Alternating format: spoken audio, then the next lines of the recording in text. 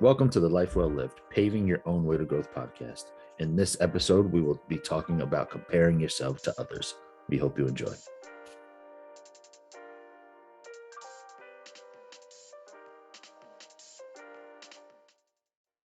Welcome, everyone, to the Life Well Lived, Paving Your Own Way to Growth podcast. My name is Gina Torres. And I am Justin Harris. Let's go ahead and get into the quote of the episode. And that is, to be yourself in a world that is constantly trying to make you something else is the greatest accomplishment. That is a quote by Ralph Waldo Emerson. And I think it's a great quote because it really does encompass about everything that's going on today. About, in case you didn't know, by the way, this episode is about comparing yourself to others. Okay, right? So it really does. That kind of says it all, because nowadays with Instagram and I guess if you're older, Facebook, however you want to say that. I know a lot of the young kids don't use Facebook anymore. I guess that's what my brother tells me anyway. But I don't know. I think we should go back to MySpace personally. Right. Like, hey, my top six. I'm trying to figure out what Tom's doing nowadays. Let's see. But it's definitely great. And the funny thing about it is, old Ralph here, he had no idea about Instagram, Facebook. He died in 1882. So this is something that's obviously been happening for years and years and years. And it can be a toxic thing to deal with if you're trying to sit there and compare yourself to others, because you essentially, you want to be yourself. It can hinder progress in many different ways. Yeah, no, I agree with you. And that's a very sensitive topic for me too, because I remember, even still to this day, you can't get away from like just the mainstream of everything. And as Justin's sipping this extremely hot French press cocoa with fresh pressed coffee with a dash of hot cocoa, right? Hot cocoa, yes, and some marshmallows in there as well. Sorry, I didn't mean to know how Florida has changed you, you bougie bitch. So as far as comparing yourself to others, that's something that's super sensitive to me, because I'm pretty sure all of us have done it at least at some point. I mean, how can you not, especially if you're looking to mainstream media? And if you have Facebook or Instagram, I mean, it's just constant. It's all these Instagram models and people who are, they look quote unquote perfect. And you can't help but be like, oh, well, I wish I had legs like those, or I wish I had, skin like hers, or look like that. And it's something that is, I believe, part of why we have this huge mental illness, problem, because we try and make ourselves what we're not. Exactly. And that really deep down, I think, affects us in more ways than just, on the surface, like we think. Yeah. It's psychologically, it's emotionally, it's physically, everything. Yeah. So, we don't mentioning about like the way we look. We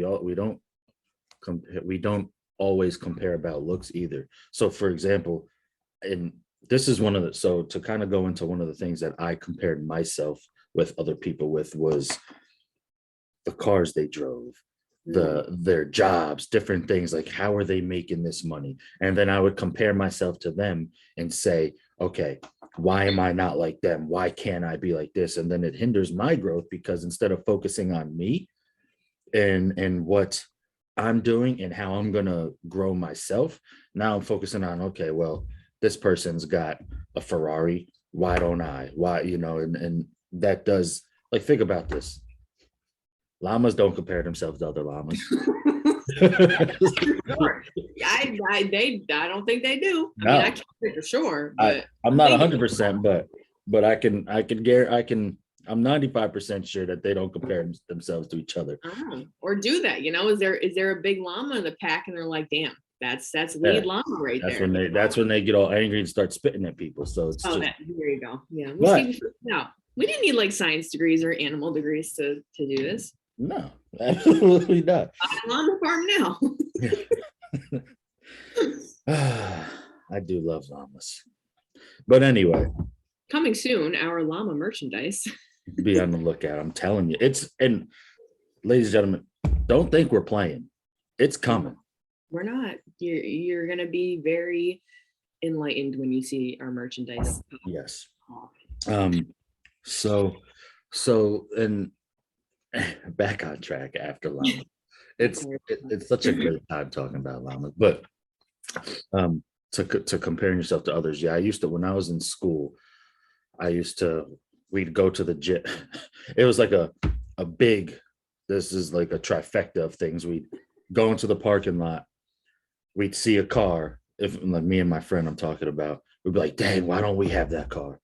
And then next thing you know, now we're comparing our car situation, our lives to that person. And then it's like, well, wait a minute, what are they doing for work? They're proud. Like, why can't I be doing that right now? Now we're comparing our jobs. And then we go into the gym and we see all these people. I'm like, man, why can't I look like that? So it was just a whole big mess.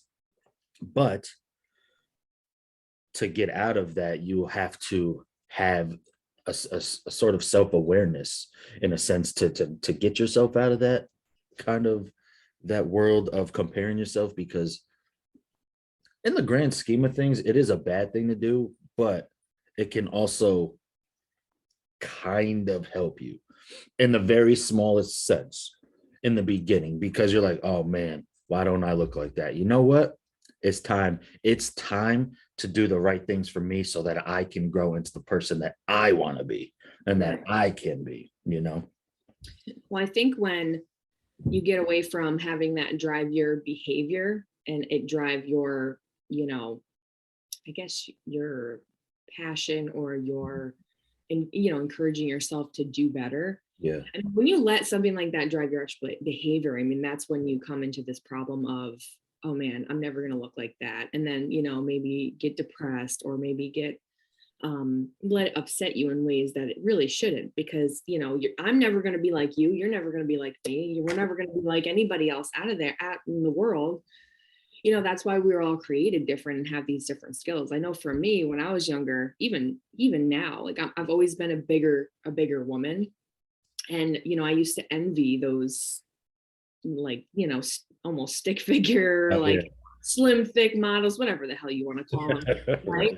But then I realized that nobody can ever do that same job that I do. And all the guys that I work with never want the small chick. They want me to come back them up. You know what I mean? So it's kind of, we're all meant here for our individual purpose, and we can't let comparing ourselves to others get in the way of what that purpose is. Exactly. Because it's just the reality that I have my own strong suits and, my weaknesses as well. And of course I want to work on them, but those weaknesses are meant for me to work on the way I want to work on them at my time, not trying to starve myself because I want to be, thinner or make myself unhealthy. And then, it's going to be a constant, like, what are those things that the that the guinea pigs run on? Oh, the hamster wheels. So yeah. Constant hamster wheel, because it's just, some of the things you're never going to be able to achieve. And I don't sound that I don't say that to sound that mean, but it's just some of these things you're not, meant to, because you're meant to achieve your stuff, not whatever the Instagram models or, whoever you envy achieves in life. Yeah. So just remember that. It's unfortunately the way, like you said, it's just the way that life is. How we're not all going to be able to do everything that everyone else is going to do. And that does, in the like, thinking on it, that might suck to hear, but it's just the reality of it. So now, with that being said, though, it doesn't mean that you go out and you don't try different things, because then you don't know what you're good at. You don't know what you can accomplish. It's something that you have to kind of, that's also how you grow, is failure, because while you're doing all these different things, you're going to fail. And that's one thing that you don't see when you're comparing yourself to others. When you're looking at people's Instagrams and Facebooks and their social media, you don't see their failures most of the time. You just you just see these models and you see these perfect pictures and you're like, oh, that's the life I want to live. But you don't know what's going on behind the scenes. You don't know what they did to get themselves to that point, because they could have been putting in hard work to get to the point. I mean, a lot of the times when when you see like professional physique models and things like that, it takes time to build those muscles and to do different things. It takes time to be able to learn the skills that they have, or to make movies, or to work to get the cars and the things that people have. So just keep that in mind as well, because you don't see those behind the scene things. So you have to be aware of that. You have to be aware that you can do these things. You have to also put the time in. Right. And I want to be the bearer of bad news here, but everything on social media is fake. I don't care what anybody says, It you know. is. I can be the saddest person in the entire world and smile for a millisecond picture. That's it. Right? That's just the reality of it. I can put makeup on and I can, you know, travel to some, you know, in front of somewhere and say I'm going out to dinner and literally just take a picture in front of it, or, you know, a picture of food last week and post it. You know, Yeah. you never know. And just make sure you don't compare yourself, especially to people on social media, because it's not real. I'm telling you right Yeah. now, it's not real. And Any of these, no, I'm sorry. Continue. oh no, I was just gonna say, any of these you know, people that you look up to on Instagram, just make sure you know that first of all, you can have what they have. Yeah. They didn't get it overnight, and you're not gonna get it overnight because it's part of life that you need to, you know, you need time and you need to fail and you need to Yeah. find your way. Yeah. And you'll get there. And this is one of the hardest things to think about, is thinking about and I'll use Robin Williams as an example. You know, Mm, look at him. If you compared, which I'm sure people were like, oh, I want to be like him. I want to have everything that he has. Made great movies, was one of the funniest people in the world. You thought that he'd have all this happiness in the world. And then come to find out that he truly wasn't happy. There was something truly going on deep down inside in him.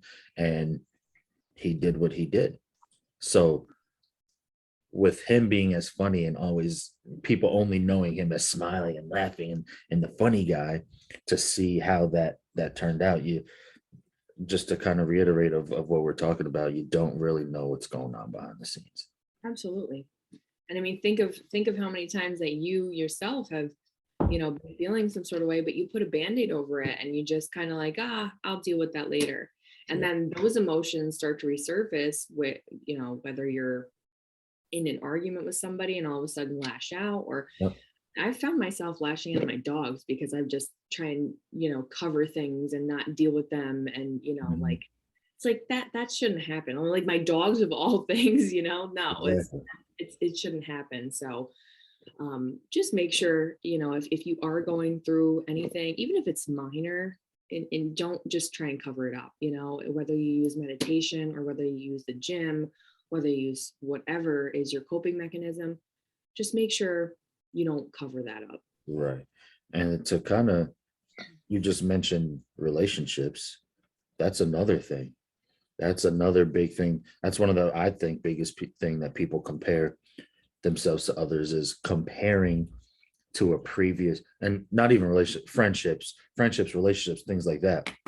Um, Comparing yourself to somebody else, or not even comparing yourself, but you can also compare other people to other people, you know. Right. So like, if I'm in a relationship and I'm comparing my girlfriend to a previous girlfriend, or a friend that I just truly enjoy being around, or something like that, they're two totally different people. So you shouldn't Mhm. expect them to be the same person.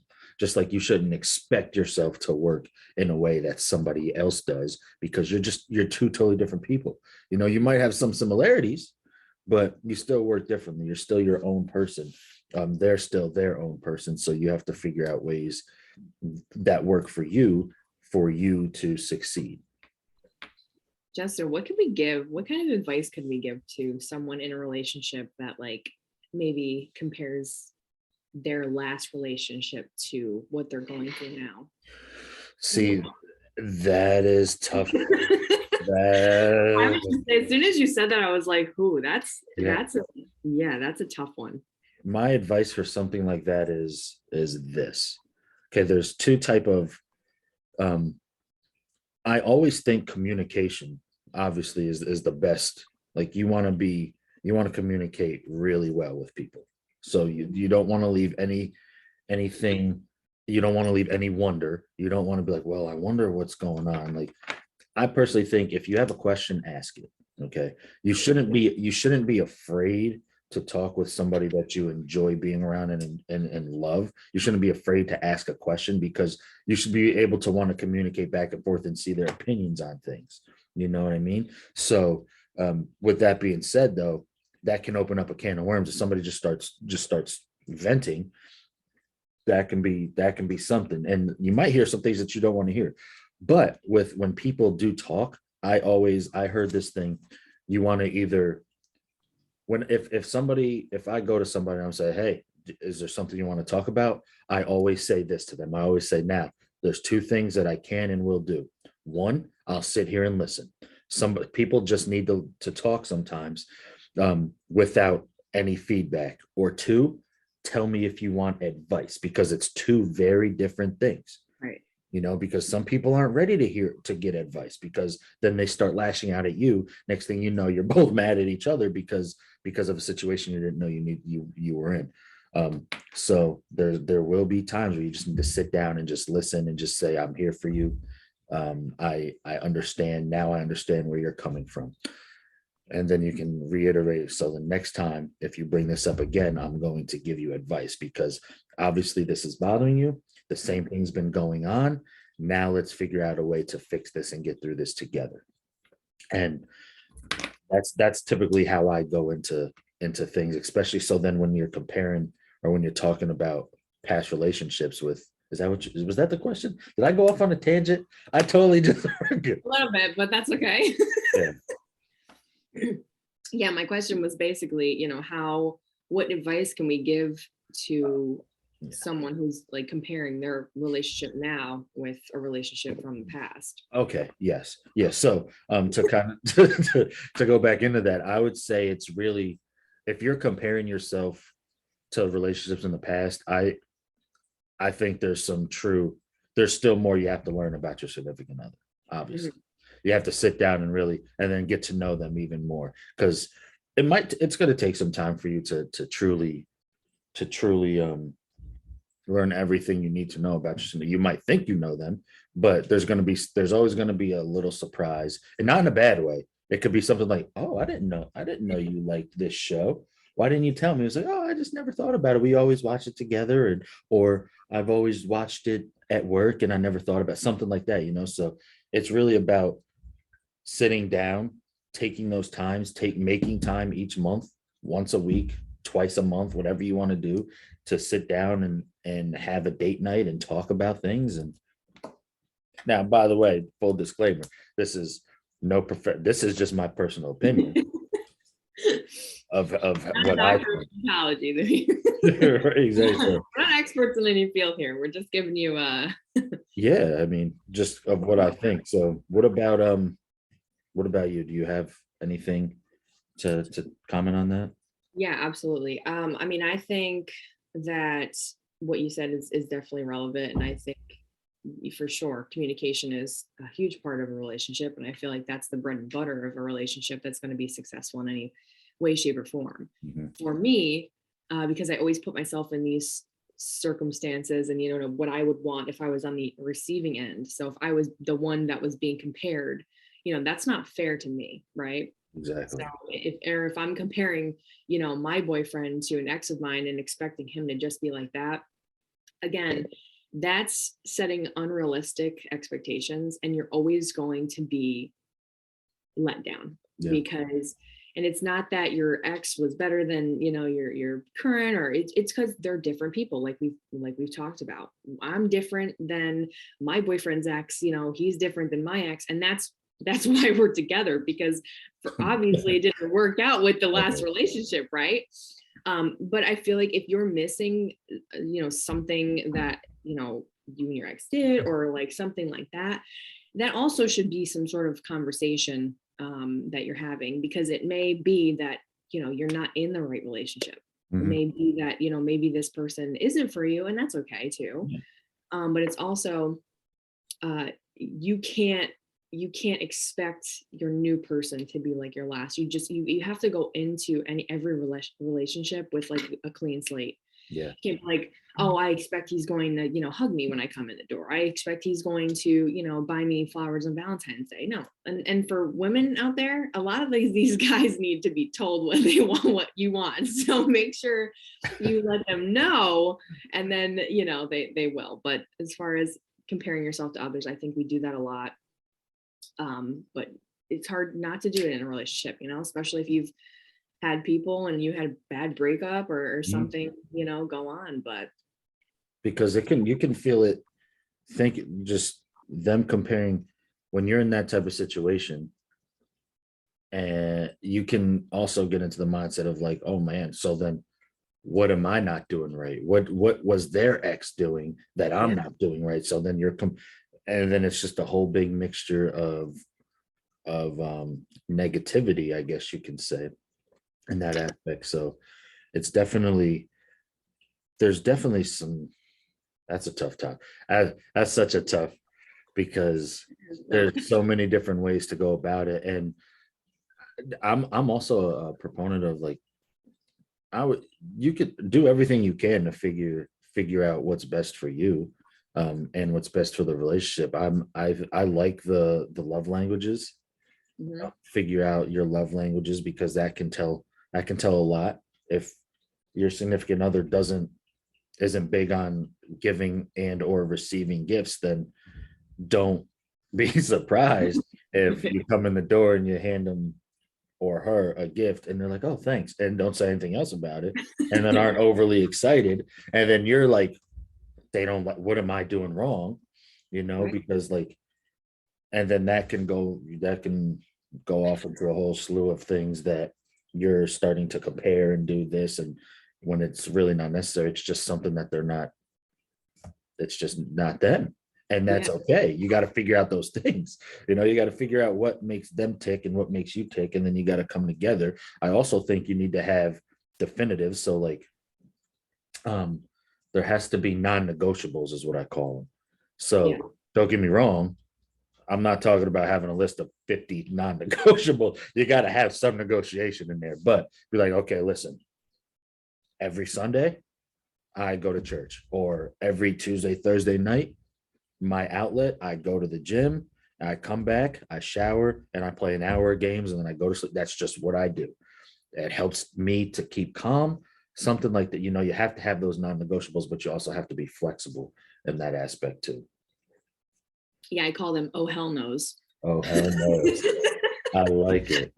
I say, oh, hell no. That's what you bring to the table. Oh, hell no. Yeah, I actually had a patient. I was talking about this with a patient, I'm going to say like 6 or 7 months ago. And she was saying that her and her husband, they work really well together, but the only time they don't is if the non-negotiable is disrupted. So her non-negotiable was her kitchen better be clean. If the kitchen is not clean, there will be hell to pay. So and the reason why you reminded me is the oh hell no, because she said she'd come in and she'd see like even just a plate on the kitchen table, she'd say, oh hell no. Argument. Let's go. I'm ready. So who put this dish on the table? They better come clean it now. I'm not touching it. So it's like, you got to have those. But she said she has such a great relationship because everybody understands their non-negotiable, their oh hell no's, and works around it, and they don't compare like, why is she making me do this? I guarantee you she didn't make the last boyfriend or husband do this. What's going on? You communicate and you talk about it.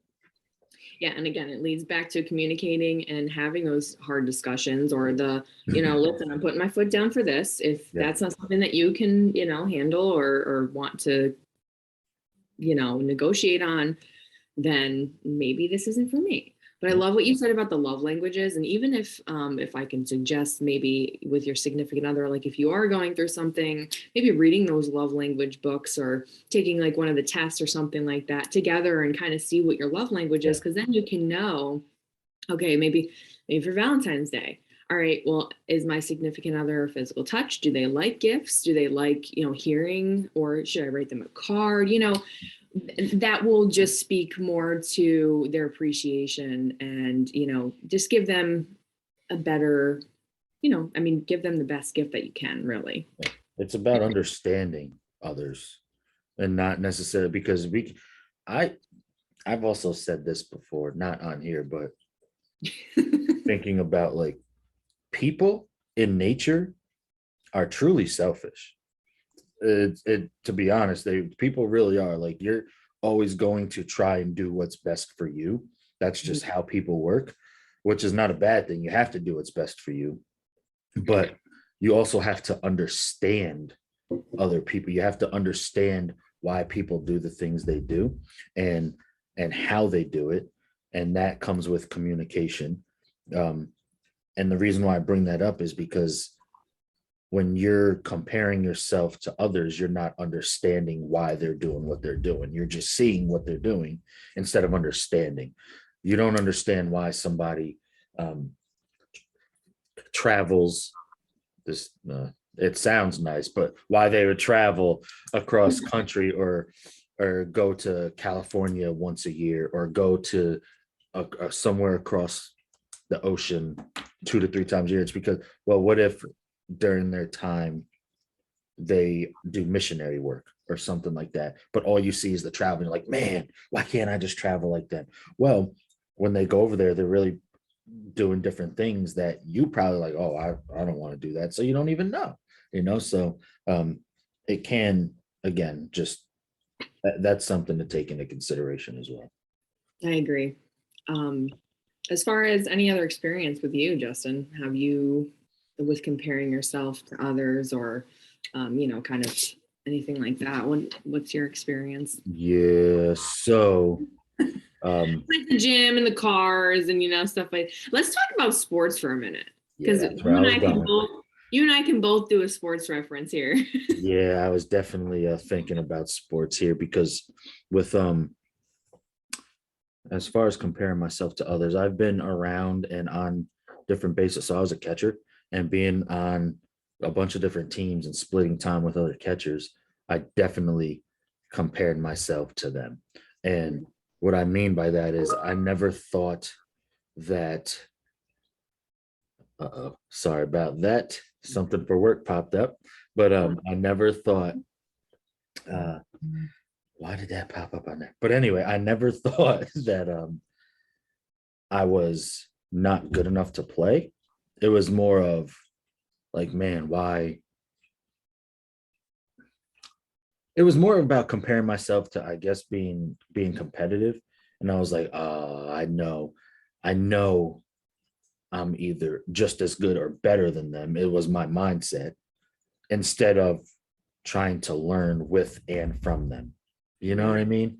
And which could have helped me in so many different ways, because I've been on teams with many catchers that are now playing in one of my friends that I split time with, instead of trying to learn from him and like share our knowledge with each other. I was upset that he was getting more opportunities.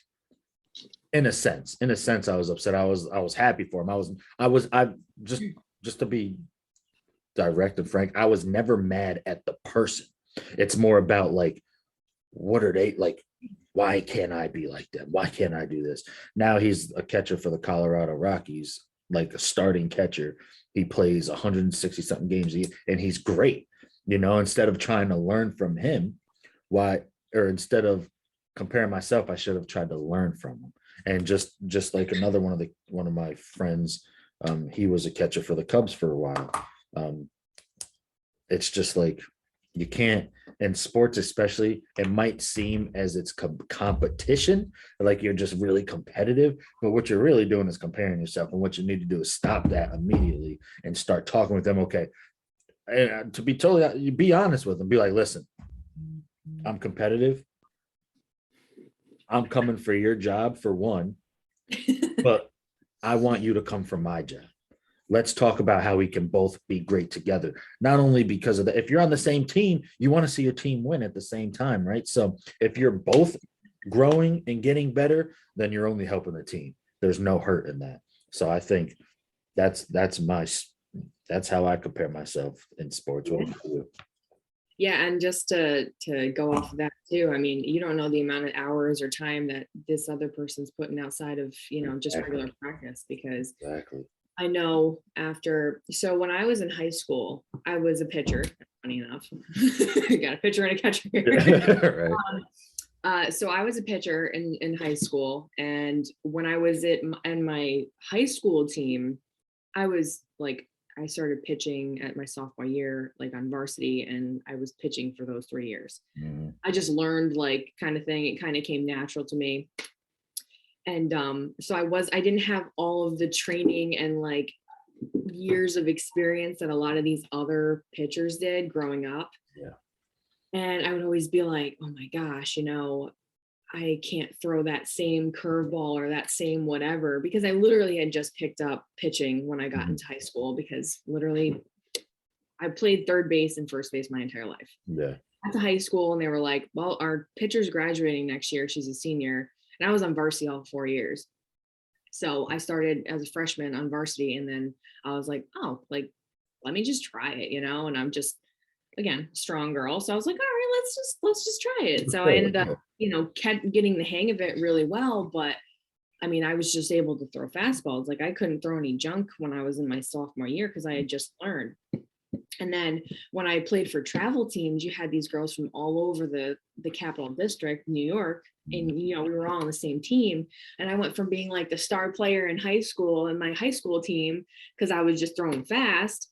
And then I got all these girls that I'm competing with on my actual travel team that are from all around the county. Yep. And they've had like 12 years of experience growing up, and they can throw rise balls, they can throw junk, they can throw drop, they can throw these mean change ups. And I was like, I envied them because I was like, oh man, like I got speed, but I don't have any of this junk. So I literally searched YouTube videos, and I was in my room. I got a little tennis ball. I got like the soft squishy ball, like softball, and I would put my fingers on it and I would draw where my fingers were supposed to be to throw these different pitches. And I would like, just literally, I was laying in my bed watching something, and I would spin the ball like I was supposed to spin, for a rise ball, or I would spin it, like I was supposed to for a drop ball, because then at that point it became muscle memory. So when I put it all together, it was like, okay, so my junior and senior year, like there was a huge improvement, and I was actually able to throw these things. Yeah.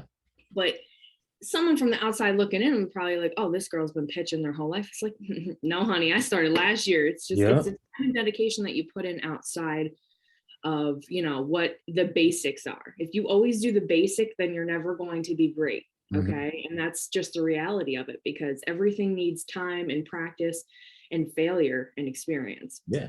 And what people don't realize is I always, when I tell my brothers, the youngest brother, he's obviously a little jerk, and he thinks he's the greatest person in the freaking world. I hope he listens. I'm going to tell him to listen too, because you're not. No, I'm kidding. But you got a shout out on our next podcast. Yeah. But I tell him, and my other brother, a couple of my brothers that are still playing all the time, that and they understand it too. So I'm grateful. They definitely do. They definitely put their time in. But I tell them, there's always somebody out there that's better than you. If you think about that, like there's really somebody out there that's doing what you're doing daily, but doing it more, studying more, working out harder, doing these things. Don't compare yourself to them, but you have to like use that as motivation to fire yourself up, right? You have to use that so that there's things, or so that you can grow is essentially like, that's my biggest thing with this life well lived, paving your own way to growth. That's why I always say growth, because everything is about growing, whether that's physically, mentally, in your faith and wisdom, everything. It's about growth in the grand scheme of things. So don't compare yourself, but just know that somebody out there is working harder than you, and use that to fire yourself up so that you can better yourself. Yeah, and that goes for everything. That's sports, jobs, like whatever, literally anything. And I'm just thinking now, like, if I put that same time and energy into like perfecting like my craft for like a job, that'd be crazy. Like the amount of hours I put into pitching, like I'm just thinking now, I'm like, oh well, I didn't even do that in school. Like Exactly. Every every time somebody's like, "Where'd you go to school? Where'd you go to school? Where'd you go to school?" I was like, "Yeah, I went to school in North Carolina for baseball." I say that all the time, and I have to stop myself. I'm like, "Well, not for baseball per se. I went for exercise science, but I played baseball to school." So it's like you said, if I thought my cat just opened the vent. Sorry, that was my. no, it's that was okay. mine. If if you put the same time and effort into something you're passionate about, into everyday activities, don't get me wrong, it's a lot easier to put the time and effort into something you're truly passionate about, and I do understand that. But you also have to think about certain aspects that will help better yourself so that you can then better your passions. So you have to, even if it's not equal amount of energy into certain things, at least take time and dedicate time to growing those different things. Absolutely. And that leads us right into our next segment. So our next podcast, we're going to have a special guest. His name is Isaiah Williams, and he is part owner of Kinetic Training in Albany, New York. He is a special friend of both mine and Justin's. And he's a personal trainer, and he works with this every day, this topic of comparing yourself to others. And his, obviously his clients come in and they want to better themselves, in mentally, physically, all these different things. So he is constantly dealing with, these expectations of his clients and where they want to go, who they want to be. So this is going to be a really good topic for us next week to continue, and a really good point of view from him as to what he sees on the personal training level. Absolutely. And we're like she said, we're definitely excited to have him on here. If you like what you have heard on the podcast today, please like, subscribe, and follow to our channel, The Life Well Lived Paving Your Own Way to Growth podcast. That is on YouTube, that is on Instagram, that is on Facebook. We got TikTok, we got all the social medias. So go ahead and send a like and follow, as well as any questions, comments, concerns, or you want to even be a guest on the podcast, feel free to email us at thelifewelllivedpodcast@gmail.com. We are excited for what is to come. We have many guests coming on in the future. We'd love to have you as well. So thank you again for tuning in, and we'll see you on the next one. All right, guys, take care.